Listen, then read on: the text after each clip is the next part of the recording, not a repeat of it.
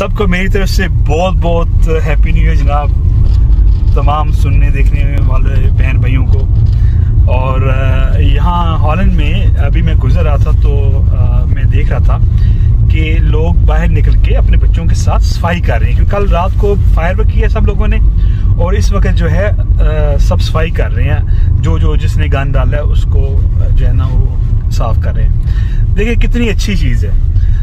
मैं बार बार कहता हूँ कि इसको कहते हैं मुहज़्ज़ब माशरा।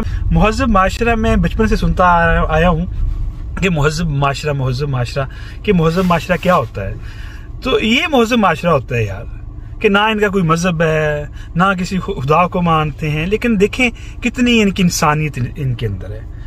कि हमारे यहाँ क्या होता है कि यहाँ तो फिर भी गाड़ियाँ आती हैं साफ करने के लिए, लेकिन उसके बावजूद लोगों ने अपना गंद खुद उठाया है, ताकि जो सुबह मॉर्निंग में आएंगे लोग सफाई करने वाले तो उनके लिए वैसे बहुत रश होता है, तो उनकी भी एक हेल्प हो जाती है इसमें कि ये लोग उनके बारे में भी सोचते हैं। हमारे यहाँ क्या होता है, टोटली उल्टा होता है। हमारे यहाँ बिल्कुल नहीं सोचा जाता यार कि ये जो हम गंद आ रहे हैं सफाई किसी ने नहीं करनी। हम कभी ये नहीं सोचते कि हमें खुद जो है सफाई कर लेनी चाहिए, अपना जो गंद है कम से कम हम वही उठा लें। जिस तरह बचपन में मैं छोटा सा था देखता था कि जब भी गाय भैंस बैठती थी ना, वो अपनी पूंछ से अपनी टेल से उस जमीन को साफ करती थी।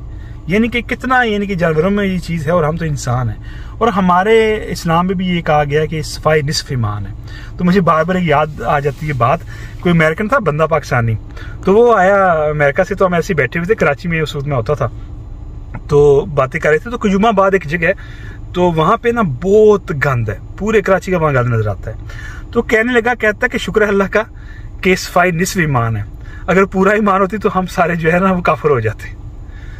अपना और अपने अहल खाना का बहुत ख्याल रखिएगा। अल्लाह हाफिज़।